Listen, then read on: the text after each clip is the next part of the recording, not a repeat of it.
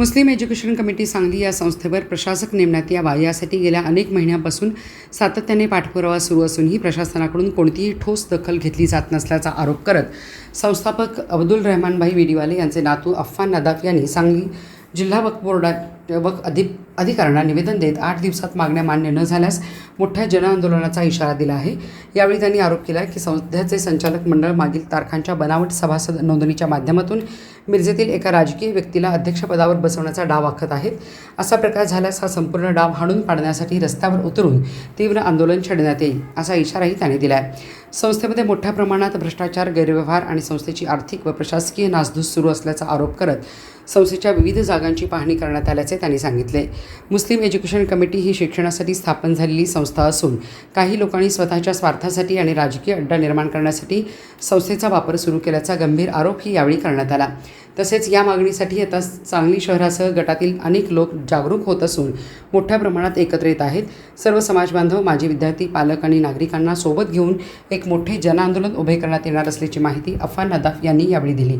सांगलीकरांनी आणि समाजबांधवांनी एकत्र येऊन संस्थेचे अस्तित्व वाचवण्यासाठी पुढे यावे, तसेच या संचालक मंडळाला धडा शिकवण्यासाठी साथ द्यावी असे आवाहनही यावेळी करण्यात आले। 8 दिवसात प्रशासनाने योग्य निर्णय न घेतल्यास जिल्हा वक्फ कार्यालयासमोर मोठे जनआंदोलन छेडण्यात येईल असा एक ठाम इशारा अफ्फान नदाफ यांनी दिला। यावेळी युसुफ नदाफ, लतीफ नदाफ, असलम नदाफ, दानिश नदाफ, अमजद नदाफ, जावेद नदाफ, इसाक नदाफ, इलियास नदाफ, जुवेद नदाफ, शकील नदाफ यांच्यासह अनेक मान्यवर उपस्थित होते। नदाफ मुस्लिम एज्युकेशन कमिटीचे संस्थापक अब्दुल सत्तार रहमान भाई बिडीवाले यांचा नातू। ही जे मुस्लिम एज्युकेशन कमिटी ही जी संस्था होती ही आमच्या आजोबांनी स्थापना केली होती। मुस्लिम समाजाच्या शैक्षणिकसाठी ही स्थापना केली होती। त्यांनी पुढाकार घेतला का की मुस्लिम समाज पुढे जाऊ दे शैक्षणिक काळात। ते आता जे लोक आहेत, राजकारणीय लोक आहेत, त्यात काही लोक फक्त पदासाठी पुढाकार घेत आहेत। त्यांनी काही डेव्हलपमेंट केलं नाही।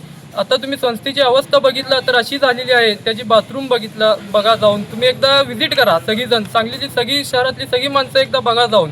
ते जे हॉस्टेल होतं, DED कॉलेज होतं, ते सगळं बंद पडलेलं आहे।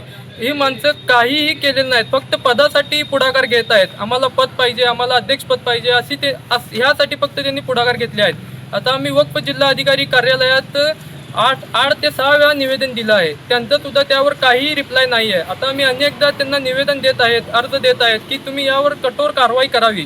जर त्यांनी यावर काही कारवाई नाही केली पुढे 8 दिवसात तर मी एक मोठं जनआंदोलन छेडू याचा इशारा करतो।